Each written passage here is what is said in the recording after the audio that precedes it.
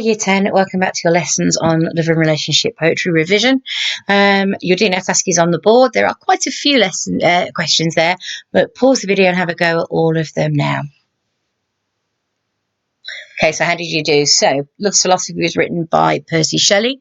The fountains mingle with the river and the rivers with the ocean. The message in Love's Philosophy is that God created everything so it mixed together and had physical contact. Therefore, he should be able to have physical contact with the girl he fancies. So why did the speaker kill Porphyria? Well, he wanted to keep her forever. He thought it was the only way he could keep her. What's used in Porphyria's lover to symbolise her?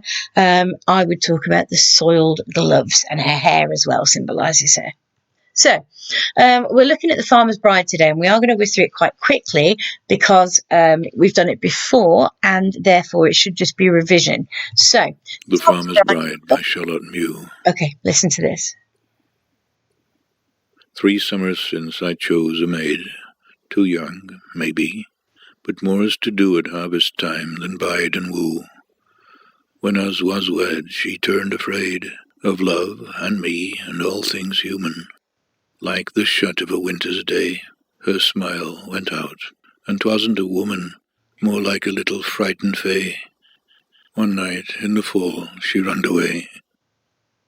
Out among the sheep her be, they said, should properly have been abed, but sure enough she wasn't there, lying awake with her wide brown stare. So over Severnacre field up along across the down we chased her, flying like a hare before our lanterns. To church town all in a shiver and a scare we caught her, fetched her home at last, and turned the key upon her fast. She does the work about the house as well as most, but like a mouse, happy enough to chat and play with birds and rabbits and such as they, so long as menfolks stay away. Not near, her eyes beseech, when one of us comes within reach. The women say that beasts in stall look round like children at her call. I've hardly heard her speak at all. Shy as a leveret, swift as he, straight and slight as a young larch tree, sweet as the first wild violet she to her wild self. But what to me?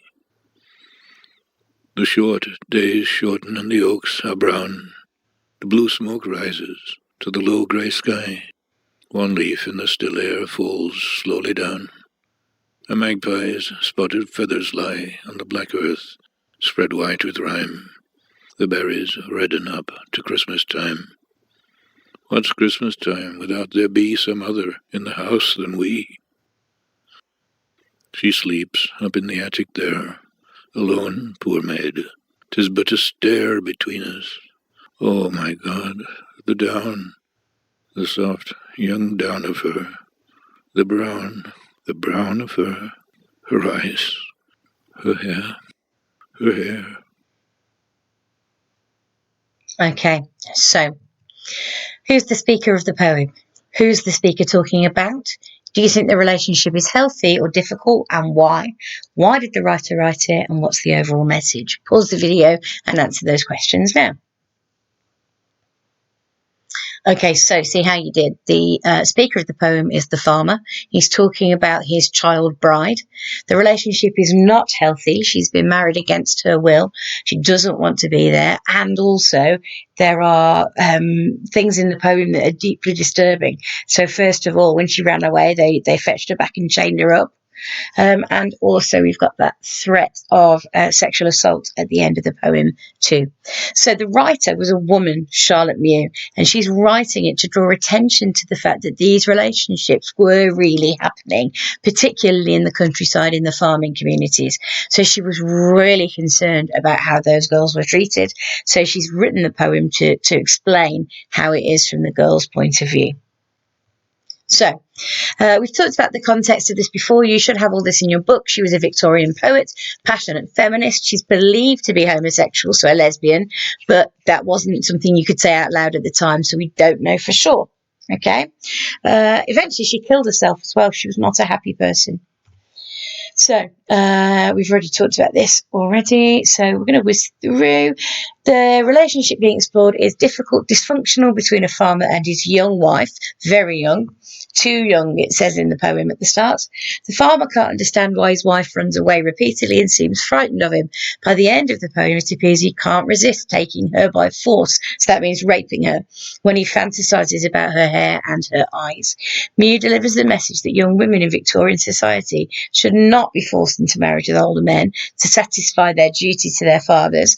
She's expressing her feminist views about how unfair society was to women, which led to difficult, unhappy relationships. Okay, so going to whiz through this.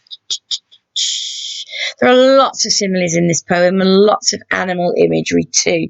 Hopefully you've got those annotated in your already existing annotated copy. But basically the similes are used to describe the girl like nature. So if we go back a little, no, that's going to go, you don't need to listen to the whole thing, hold on.